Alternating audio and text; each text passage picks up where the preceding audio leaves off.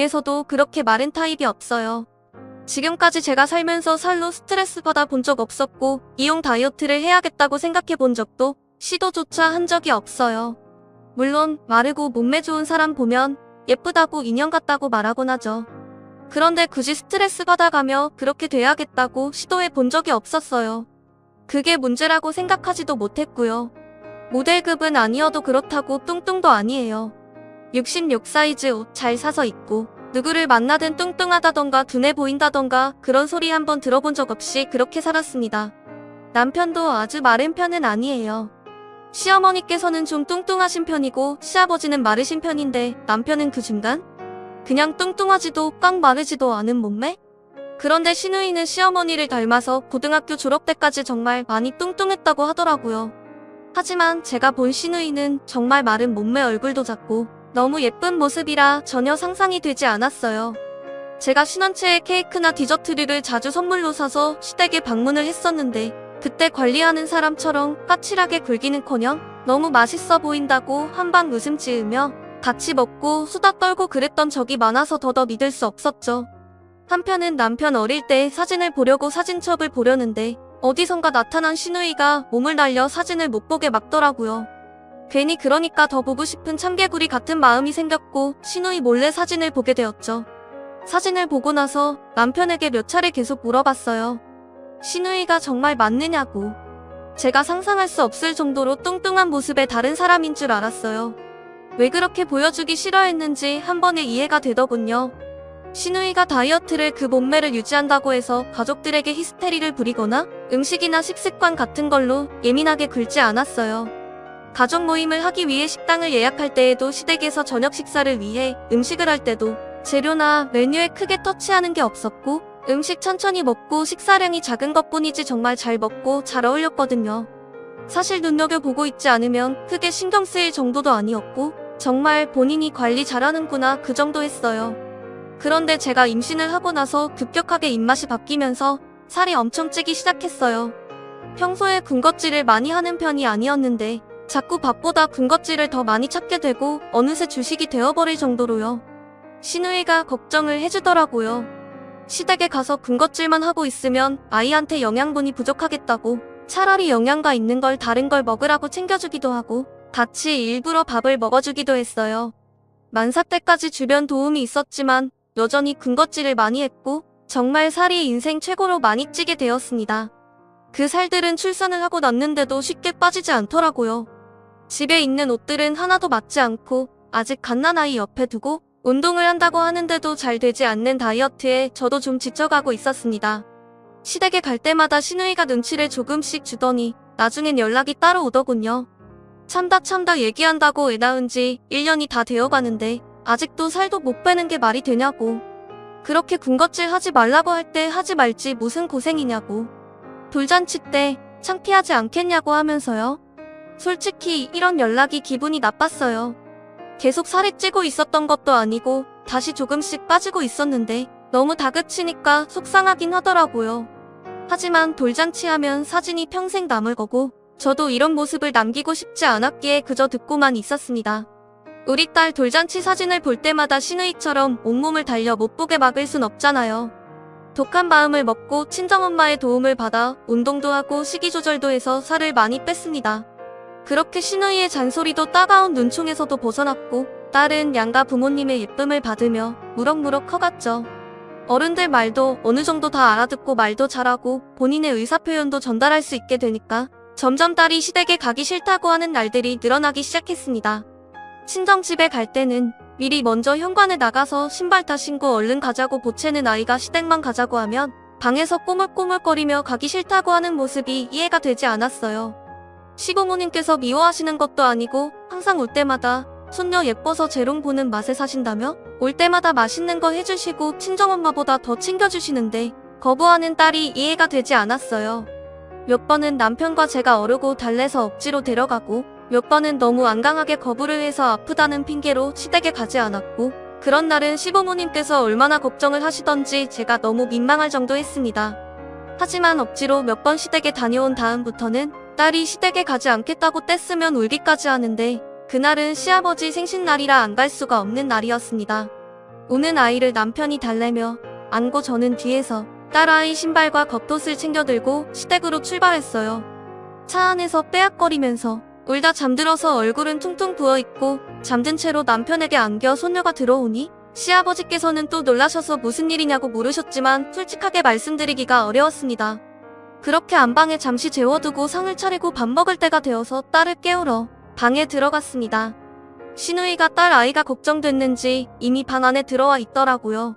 딸 아이 손을 붙잡고 침대에 걸터 앉아 있었고 딸은 잠이 덜 깼는지 멍하게 앉아 있었습니다. 저는 주방에 왔다 갔다 하면서 모자란 음식들 다시 내어오고 하느라 딸은 시누이가 챙겨주고 있었어요. 그런데 갑자기 딸이 밥을 먹다 말고 얼굴이 하얗게 질려서는 시누이 옆에 앉은 채로 토를 해버렸습니다. 남편은 물론 시부모님 모두 다 깜짝 놀라셨고 저는 들고 있던 접시를 바닥에 던지고 딸에게 달려갔습니다. 남편과 저는 딸을 데리고 응급실로 갔고 고작 6살밖에 되지 않는 딸은 스트레스성 위경염 진단을 받았습니다. 진짜 눈앞이 하얗게 질리고 제가 엄마가 맞는지 딸에게 미안하고 가기 싫다는 애를 억지로 데려와서 이게 무슨 꼴인지 병원에 주저앉아서 미어지는 가슴을 마구 두드렸습니다. 일단 진통제를 투여받고 밤새 또 토하거나 다른 이상이 있을지 모르니 입원을 시켜 지켜보자고 하셨고 입원 수속을 했습니다. 남편은 걱정하시는 시부모님께 연락을 드리고 저는 입원실에서 입원 준비를 했어요. 옷을 갈아입히는데 딸 팔뚝에 멍이 들어 있었습니다.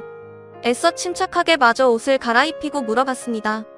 할머니네서 어디 부딪혔는지 아니면 침대에서 떨어졌는지. 하지만 입을 꾹 다물고 저에게 대답하지 않더군요.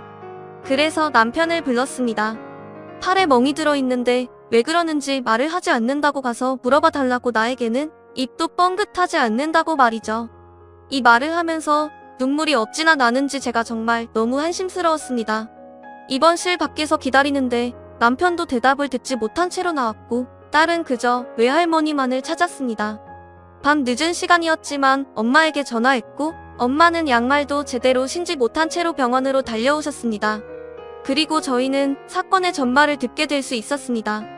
할머니 댁에 가면 할머니가 맛있는 거 해주는데 그거 먹으려고 하면 고모가 째려보고 몰래 먹으려고 했는데 고모가 봐버려가지고 고모 방으로 데려가서 혼낸 적도 있다고 할머니 댁 가면 엄마는 일하고 아빠랑 같이 있을 때는 아무 말 안 하는데 고모가 나랑 논다고 방에 데려가서 음식 먹지 말라고 한다고 살찐다고 지금도 너무 뚱뚱하다고 하면서 혼낸다고 살찌면 사람들이 욕하고 친구들이 같이 안 놀아준다고 학교 가면 새로운 친구도 못 사귀고 평생 혼자 놀아야 한다고 했다고 합니다. 오늘도 할머니 방에서 고모가 밥 조금만 먹고 고기 먹지 말고 나물 발찬말 먹으라고 했는데 자기가 고기가 먹고 싶어서 먹으려고 입에 넣었는데 꼬집고 밥을 입에 넣고 몇 번 씹고 삼키려고 했는데 꼬집었다고 그러다가 갑자기 토가 나왔다고 말하는데 정말 억장이 무너졌습니다. 저희 딸 또래보다 키가 좀 크고 몸무게가 조금 더 나가요. 유치원에서 항상 키랑 몸무게 측정하고요.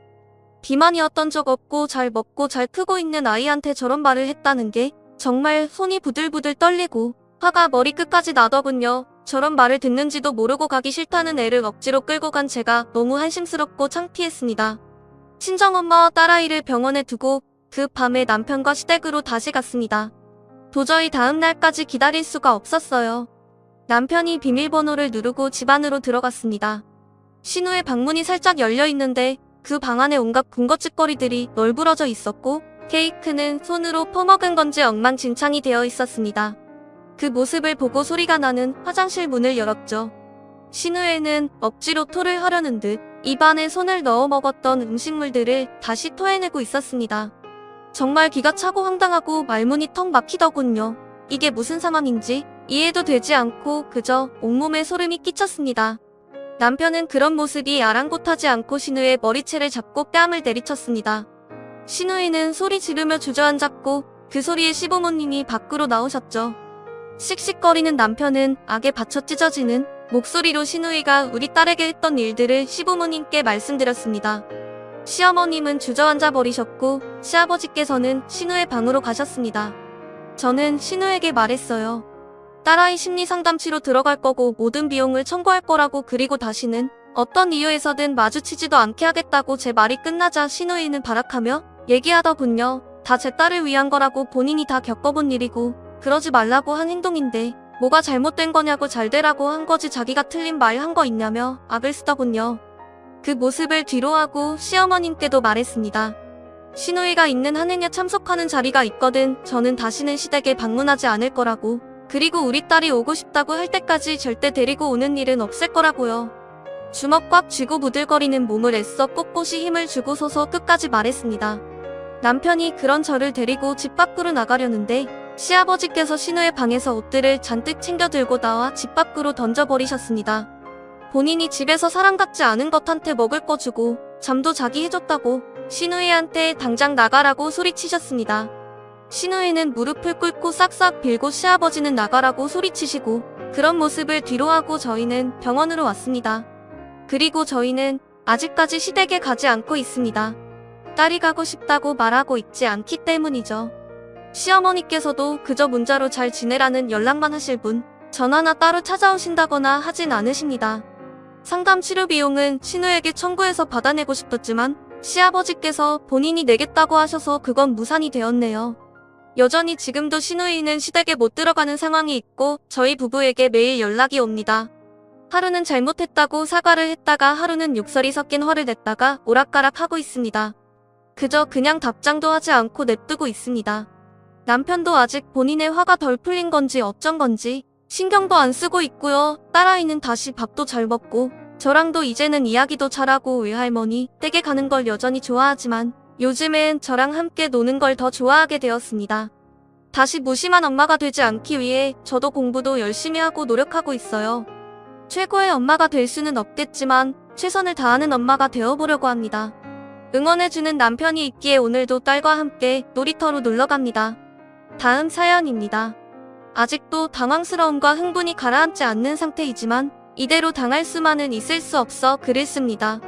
제 이야기로 며칠간 신나게 입방아 찌어대시던 여직원분들, 제가 지나다닐 때마다 야유 섞인 눈초리로 저를 바라보시던 남자분들, 이 글이 꼭 당신들이 퍼뜨린 나의 더러운 소문처럼 빠르게 전파되어 저를 향해 암묵적으로 마구 돌을 던져댄 당신들이 한 명도 빠짐없이 읽었으면 좋겠습니다. 어차피 공고사직 당한 마당에 제 정체를 가릴 것도 없으니 밝힙니다. 저 사업부 문서 2팀 박지영 대리입니다. 며칠 동안 수십 차례 생각하고 고민하였고 때로는 그냥 참으면 잊혀질까 묻고 넘어가려 했던 적도 있습니다. 하지만 당신들이 날 쳐다보는 그 눈빛, 조롱어린 시선들, 마치 환양년 보듯이 나를 대하고 심지어 나에게 문서나 자료를 넘겨줄 때도 더러운 사람을 대하듯이 몸서리치는 모습을 보며 이대로 가만히 있어서는 안 될 것 같다는 생각이 드네요. 저 올해 29살이고 입사한 지 12월부로 꼭 2년입니다. 2년 전부터 평소에 점심 먹고 들어오면 제자리에 방금 사온 것 같은 커피나 음료 등이 놓여 있습니다. 가끔은 없는 번호로 제 안부를 챙기는 문자가 오기도 했고 생일이나 크리스마스 날, 설날, 추석 등이 되면 출근 전에 제자리에 누군가가 소소하게 선물 같은 걸 챙겨놓곤 했습니다. 처음엔 신경 안 썼습니다. 6개월 전까지 애인이 있었으니까요. 그냥 회사에서 나에게 관심 갖는 사람이 있어서 관심 표명한 줄 알았습니다. 제 애인 회식 자리에도 오고 회사 사람들과 여름, 겨울에 같이 여행 및 워크숍, 스키장에도 같이 갔었죠. 소문이 빠른 회사인 만큼 저에게 애인이 있다는 걸 모르는 분이 있을 거라고는 생각 안 했습니다. 누군가 나에게 몰래 문자하고 선물 챙기고 하는 것들을 전 애인에게 다 이야기했었고요. 무시하라길래 무시했습니다. 하지만 서로 간의 개인적인 문제로 그 사람과 헤어지고 난 후부터 선물도 점점 고가가 되어가고 안부만 챙기던 번호 없는 문자는 애인과 헤어진 저에게 마음 잘 추스리라는 등, 곧 새로운 인연이 올 거라는 등, 오늘 입은 옷이 잘 어울린다는 등 점점 도를 넘어서고 있었습니다. 3개월 전 어느 날 치마는 입지 말아요. 일을 못하겠네요. 라는 뉘앙스의 문자가 오늘로 통신사에 가서 번호 추적을 의뢰했지만 지사로 가라는 말을 들었고 반차까지 내고 지사에 가서 추적했으나 컴퓨터로 보냈기 때문에 확인이 되지 않는다는 통보만 가지고 망연자실했네요. IP 추적하려면 경찰 측의 협조가 있어야만 가능하다고 해서 더 이상은 밝혀내지 못했고요. 귀걸이, 이니셜 목걸이, 지갑, 화장품, 구두, 머리핀, 모자, 화분, 케이크, 스타킹, 매니큐어, 인형, 머그잔, 상품권, 다이어리, 보석함, 손거울, 과일 등등이네요. 저도 모르게 제 책상에 놓여있던 것들입니다. 처음엔 책상이나 책상 밑에 놓여있던 것들이 어느 순간부터 여직원들이 전용으로 사용하는 캐비닛에 걸려 있었을 때 이게 그냥 나에게 관심이 있어서 하는 행동이 아니라는 걸 느끼게 되었습니다. 저 많은 물건들 중에 제가 취한 것은 단 하나도 없습니다. 받은 즉시 탕비실 수납함에 다 넣어놨고 과일이나 음료수 등등 마실 수 있는 건 냉장고에 넣어놨습니다. 심지어 제가 퇴근할 때 뒷모습을 찍어 포토메일로 보낸 적도 있었습니다.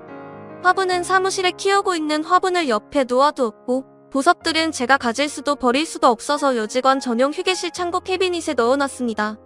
이런 일을 겪으면서 옆에서 함께 보고 듣고 했던 직원분들, 제가 대체 누가 이러는지 모르겠다고, 혹시 누군지 아냐며 제가 물을 때 모르겠다고 하셨던 분들이 어떻게 저한테 이럴 수 있는지 모르겠네요. 일주일 전 여느 때처럼 점심시간 끝나고 사무실로 돌아와 양치하러 가려고 양치도구 챙기는데 사무실 문이 열리면서 다짜고짜 누가 제 머리채를 잡더군요. 어디서 났는지 구두칼 같은 걸로 저를 때리고 사무실 바닥에 질질 끌고 다니며 동행한 사람과 함께 저에게 욕설과 폭력을 행하였습니다. 같이 밥 먹고 온 동료들, 선배 누구 하나 나서는 사람 없이 그저 멀뚱히 보고만 있더군요.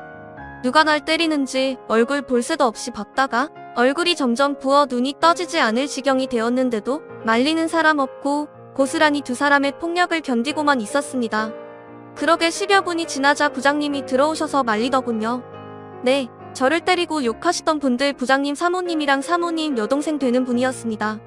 눈물도 안 나와 기진맥진 바닥에 쓰러져 있던 저는 간신히 눈을 떠 그분들을 바라보았습니다. 그러자 더러운 눈으로 쳐다본다고 구두 벗어 던지셨고 그 구두급에 귀등이 찢어져 피가 줄줄 흘렀네요. 부장님이 그분들을 데리고 밖으로 나가시고 오대리가 날 병원에 데리고 갈 때까지도 전 상황 파악을 하지 못하였습니다.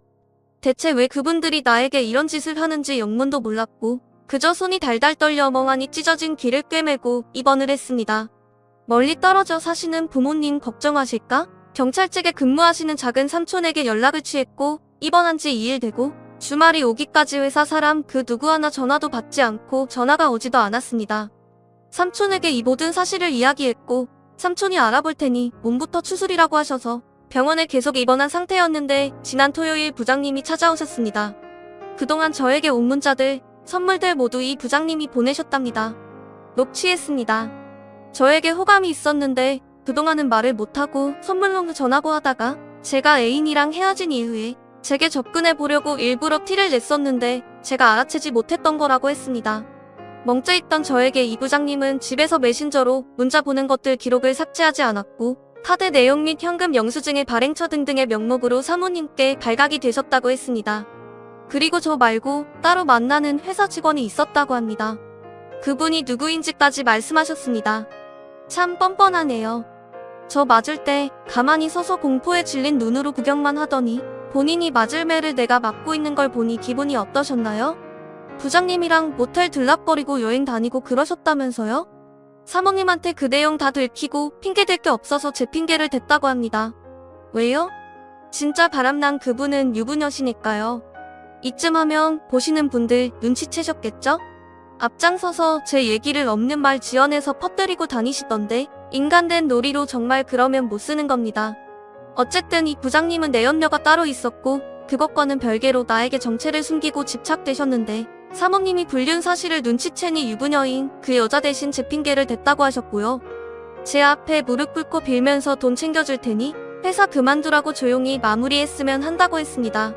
삼촌이 혹시 누가 찾아오면 모든 내용 다 녹취하라고 하셔서 중간부터 다 녹취했습니다. 회사 사람들 대동하지 않고 혼자 병문 안 오신 게 이상하기도 하고 제가 입원했다고 전화했을 때도 받지 않으시던 분이 갑자기 찾아오신 것도 이상해 휴대폰 진동 모드 바꾸는 척하면서 녹음했습니다. 저는 회사 그만둘 생각 없다고 했습니다. 그리고 사모님께도 사실대로 털어놓으라고 했고요. 상해 및 명예훼손죄로 고소장도 준비 중이라고 정확히 전달했습니다. 또한 이미 소문이 퍼질 대로 퍼진 회사 사람들에게 해명하라고도 요구했습니다. 하지만 말로는 그래 하면서 전혀 그럴 생각이 없어 보이셨고요. 있는 사실 그대로 삼촌께 얘기했고 고소 준비 중입니다. 타박상에 귀 찢어치고 뇌진탕까지 사주진단 나왔습니다. 제가 억울하게 맞았다는 증거도 있습니다. 하지만 회사를 그만둘 수는 없습니다. 저 4년제 대학 재수해서 들어가서 한 번의 휴학도 없이 학자금 대출에 순전히 아르바이트만 하면 용돈 모아 쓰고 월세 등 생활비 벌면서 졸업했고 바로 취업할 수 있었지만 공부 욕심이 있어서 역시 밤낮으로 일하면서 대학원도 마쳤습니다. 그리고 교수님 추천받아서 들어온 첫 직장에서 아무런 사고 없이 2년을 일했고 지난달에 대리를 달았습니다. 남들 칼퇴근할 때 11시 12시까지 남아 커피 흘리고 컵라면으로 끼니 때우면서 개인 프로젝트 7개나 마쳤고 남들은 꺼리는 지방 출장 나서서 다니며 경험 쌓았습니다. 아직도 남아있는 학자금 대출 점점 미지 줄어가고 내년 보면 다 청산하고 내 재산 모을 수 있다는 생각에 들떠 야근이며 주말 근무며 가리지 않고 열심히 일했습니다. 그런데 제가 왜 말도 안 되는 이런 구설수의 주인공이 되어 남들의 질타와 돌을 맞으면서 회사를 그만두어야 합니까? 왜 제가 하루에 한 번 말 섞을까 말까 하는 부장님의 내연녀가 되어 맞지 않을 매를 맞고 받지 않을 손가락질을 받아야 하죠? 돈으로 보상해주겠다는 말, 제 자존심과 지나온 2년의 시간을 대체 얼마로 보상해 주실런지요? 월요일 오전에 퇴원하자마자 퉁퉁 부은 몸을 이끌고 일부러 점심시간 넘어서 출근했습니다. 각오는 했지만 회사 전체에 소문이 쫙 퍼졌는지 경비 아저씨부터 저를 보는 시선이 다르더군요. 엘리베이터에선 저와 부딪히기도 싫은지 사람들이 저를 피해 구석으로 가 있고 제가 그만둘 거라고 생각했는지 제 책상에 온갖 잡동사니들, 문서들이 쫙 쌓여 있더군요. 저 당당합니다. 회사 다니면서 누구한테 피해준 적 없었고 살면서 불륜 가까운 짓은 해본 적도 들은 적도 없이 살아왔습니다. 열심히 산 것도 죄인가요? 또한 부장님께 빠른 시일 내로 상황 종료시켜달라고 했습니다. 사모님과 직원들 다 보는 앞에서 해명해달라고 요구했고 사모님의 직접적인 사과도 요구했습니다. 묵묵부답 그 어느 것도 대답하시지 않으시더군요. 그리고 실제적으로 부장님과 내연관계였던 그분 또한 저에게 이런 방구 아무 말씀 없으시더군요. 가족과 함께 즐거운 크리스마스 보내고 싶으신가요? 어디 한번 그렇게 해보세요. 참 이상하게 우리 회사 게시판은 글쓴이와 관리자밖에 못 보는 비공개네요. 저 아무 일 없다는 듯 4일 출근했습니다. 그 누구에게 그 어떤 해명도 하지 않았고 조용히 고소 준비 중입니다. 자기가 한 불륜관계 들킬까봐 앞장서서 저에 대해 허위사실 유포하고 다닌 그 내연녀분 평소에 제가 언니 하며 따랐는데 뒤통수 아주 제대로 맞네요. 사실 및 허위사실을 다른 사람에게 유포시켜 명예를 실추시키고 금전적 정신적 피해를 입혔다면 명예훼손으로 처벌 가능하답니다. 지금처럼 제 험담 끝까지 해보도록 하시죠. 내일 오전까지 부장님께서 제가 요구한 내용 들어주지 않을 시에는 소장 제출합니다. 사모님, 부장님 내연녀 총 3명에 대한 소장이며 증거 충분하고 이미 예비 소장 넣은 상태고 삼촌께서 도와주실 테니 즉시 출두 떨어질 겁니다. 그리고 회사분들은 이 글을 읽고 당신들이 잘하는 것처럼 동네방네 떠들며 퍼뜨려 주시죠. 한 번 더 말하는데 저는 회사 그만두지 않습니다. 앞으로도 제가 보고 듣는 앞에서 저에 대한 예의 없는 얘기를 퍼뜨리고 다니시면 듣는 즉시 잡아내고 고소할 테니 더러운 꼴 안 보고 싶으시면 입조심 좀 하시고 사시길 바랍니다. 제가 여기 글 올리는 것도 한 세 사람에 대한 명예훼손으로 관주되는데 명예훼손으로 고소당한다고 해도 상관없습니다. 각오하고 있고요. 용문도 모르고 이유를 모른 채 두드려 맞았던 것보다 억울하겠습니까? 그리고 문서일팀 신정아씨, 유연정씨 화장실에서 내 얘기판에 올리면 대박이라고 그랬죠? 왜 안 올리셨어요? 나도 내 소문 어떻게 났나 구경 좀 해보려고 했는데요. 올리셨으면 당신들도 고소장 명단에 이름 올릴 뻔했네요. 앞만 보고 열심히 달렸다고 생각했고 누구보다 회사에 몸바쳐 열심히 일했다고 자부했는데 이런 더러운 꼴을 보게 되다니. 억울하다는 말 하나로 제 마음 표현하기엔 모자르기 그지없습니다. 멀쩡하게 잘 따르는 사람 하나 매장시켜놓고 뒤에서 비웃고 조롱하던 당신들. 새해가 뜨는 1월 1일 과연 어떤 얼굴을 하고 있을지 궁금합니다. 기대하세요. 정말 기대 이상일 겁니다. 추가 사연입니다. 많은 관심과 댓글 그리고 응원 감사합니다. 제가 이 글을 썼던 취지는 단순히 여러분들께 그 사람들의 파렴치한 짓을 알려 매장시키기 위함이 아니었고 소문으로 더러워진 제 자존심과 명예를 역시 똑같은 소문으로 조금이나마 회복하기 위함이었습니다. 더불어 온갖 억측과 거짓말이 난무했던 사내의 진실을 밝히고 부장님과 내연녀에게 진실된 사과 및 진상 표명을 촉구하기 위함이었습니다. 글을 올려놓고 한숨도 자지 못하고 삼촌과 소장 준비를 하였고 평소대로 아침 7시 반에 출근하였습니다. 8시 넘어서 직원들이 하나둘 출근을 하였고 부장님도 나오셨습니다. 9시 회의가 진행되기 전 인사과에 찾아갔습니다. 인사과에 찾아가서 본인의 인터뷰도 없이 진행된 공고사직에 대하여 어떻게 처리되고 있냐고 물으니 회사 측에선 저에게 공고사직을 한 적도 없고 저 스스로가 사직 의사를 밝혀왔고 부장님께서 결재까지 하셨다는데 현재는 2주일간 인수인계 기간이며 제가 회사에 기여한 바에 대해 부장님께서 배려 차원에서 제 연봉의 몇 프로를 퇴직금으로 일시 상환하는 조건을 간곡히 처리하여 퇴직금 보너스가 얹어져서 그 상태로 사직 결정이 되었다고 했습니다. 이에 저는 부장님과 사직에 동의한 적도 없으며 사직을 할 만큼 잘못한 일도 없다고 하였고 자세한 내막을 물으시는 인사과 과장님과 때마침 업무로 인사과에 찾으신 본사 본부장님이 계신 자리에서 지금까지 있었던 모든 일과 소장 준비 과정 및 제게 사직을 강요했던 녹취 내용, 사모님의 폭행으로 인한 진단서 등을 내보였습니다. 또한 이 모든 사실을 인터넷 커뮤니티 사이트에 올렸다는 점, 회사의 이름과 자세한 실명은 거론하지 않았다는 점 말씀드렸고 부장님과 내연녀 사모님과 사모님 동생분께 약 6일간의 말미를 드린 것도 빠짐없이 이야기했습니다. 부장님 바로 호출돼서 내려오셨고 저희 동의도 없이 저를 사직시킨 점, 허위 사표를 만들어 수리한 점과 불륜 및 저에 대한 모함 등에 대한 입장 표명을 하셨습니다. 제가 이렇게까지 나올 줄 모르셨는지 자꾸 이리저리 빠져나가시려고 수를 쓰시길래 제가 틀린 부분마다 정확히 집어서 다시 고쳐드렸습니다. 저는 제가 그간 일주일의 말미를 주었음에도 진실을 밝히지 않았고 회사에서 모든 직원들이 저와 부장님의 불륜 관계로 오해하고 있다는 것을 알면서도 묵인하고 저에게 암묵적으로 사직을 강요한 점에 대해 그만큼의 정당한 대가를 치르라고 했습니다. 인사과장님과 본부장님 모두 당황해하시고 난감한 표정이셨고 일이 간단히 끝나지 않을 거라는 걸 아셨는지 회의 후에 다시 호출할 테니 일단 자리로 돌아가 계시라고 하셨습니다. 사직 처리는 없던 일로 하겠다는 일단락의 결과만 얻고 다시 사무실로 올라가 부장님과 면담을 했습니다. 부장님은 무슨 일이 있어도 자신이 회사에서 낙오되는 일이 없도록 선처를 부탁한다고만 하셨고 곧 대학 진학을 둔 아이들과 치매로 투병 중인 모친 이야기를 꺼내며 제 감정에 호소를 하셨지만 흔들리면 안 된다고 마음 굳건히 먹고 있었기 때문에 부장님의 그 거짓된 말장난에 노란하진 않았습니다. 그리고 내연녀분에 대한 문제는 조금 까다롭습니다. 무턱대고 제가 그 내연녀분 남편에게 이 모든 사실을 알릴 권리는 없습니다. 제가 그분을 고소하는 것은 허위사실 유포로 인한 명예훼손, 그리고 저를 더러운 여자로 보이게끔 사내 분위기를 조장한 점에 대해 피해 보상을 요구하는 정도입니다. 사모님이 찾아와서 저를 폭행한 이유는 저를 부장님의 내연녀로 오해했기 때문입니다. 하지만 그렇다고 해도 내가 내연녀가 아니라 오씨가 내연녀라고 밝힐 수는 없는 입장입니다.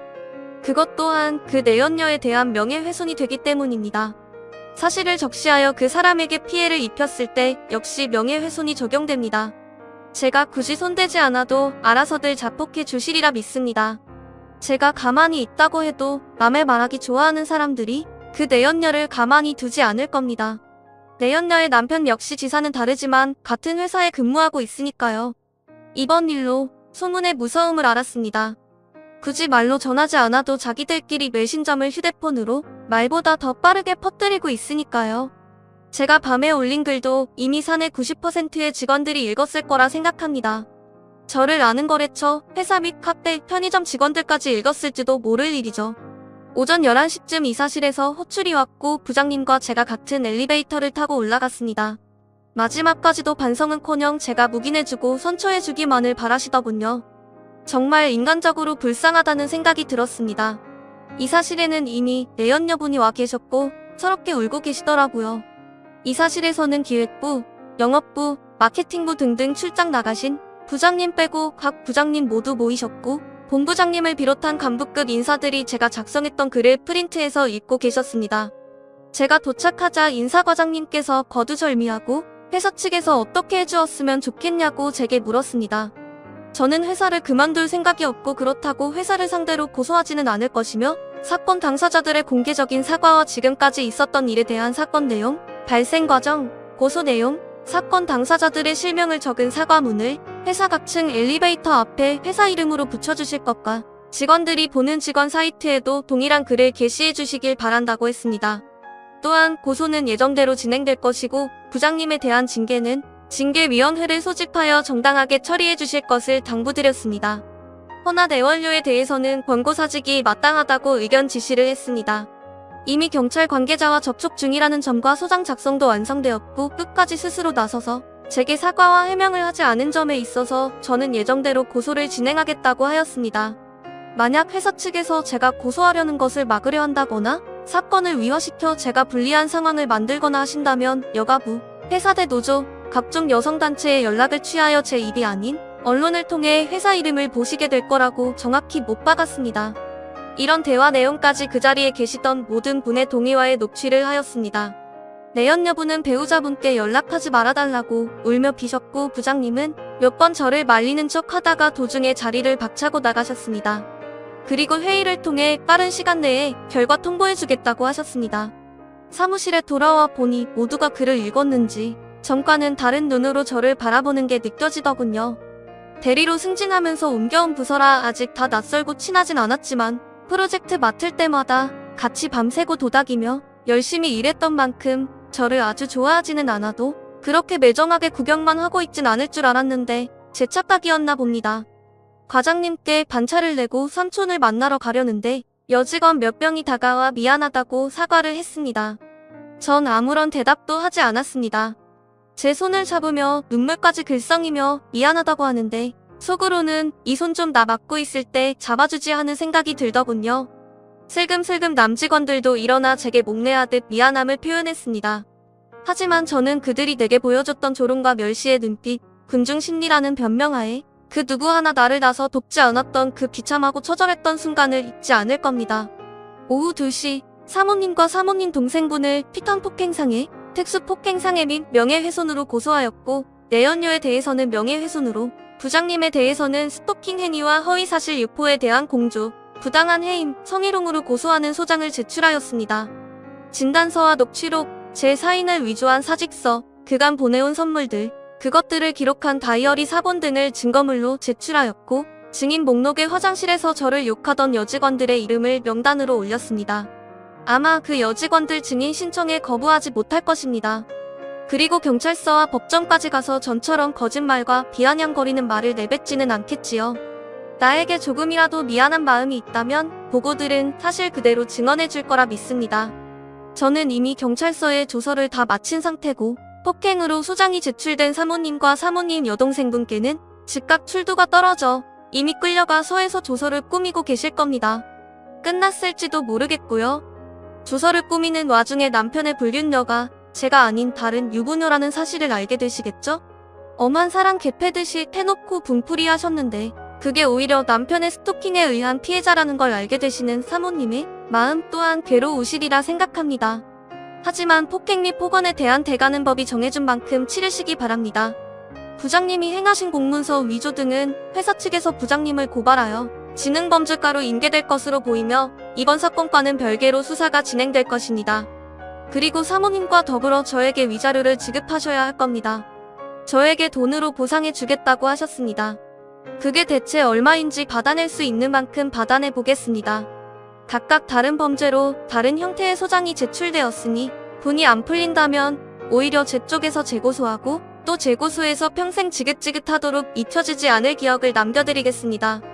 피해자라고 해도 제겐 언제나 이 꼬리표가 따라다니겠죠. 독하게 마음 먹고 나니 정말 사람이 독해지는 건지 이렇게 저렇게 다 화풀이를 하고 억울한 심정을 토로해봐도 가슴속에서 끓어오르는 억울함과 분함을 어찌 다 형용할 수가 없네요. 사모님 자매분들 지금쯤 조서 작성을 이탈락하셨겠죠?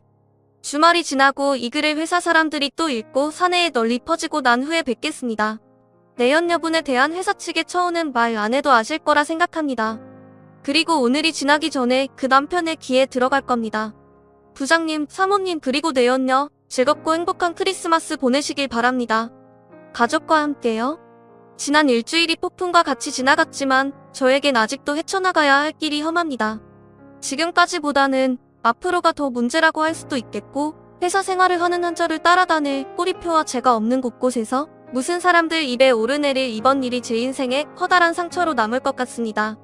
저의 글을 읽어주시고 많은 걱정과 위로 응원해주신 분들께 진심으로 감사드립니다.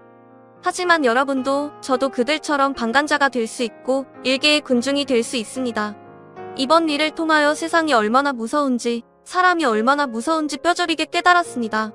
죄는 미워하되 사람은 미워하지 말라는 저희 작은 삼촌의 말씀을 시시각각 새기면서 마음속으로 남아 그들을 용서하려고 했습니다. 누군가를 미워한다는 것은 곧 제 마음을 더 괴롭게 만들 뿐이니까요. 다시 한번 감사의 말씀 전하는 바이고, 추후에 상황이 더 진전되면 좋은 소식으로 찾아뵙겠습니다. 감사합니다.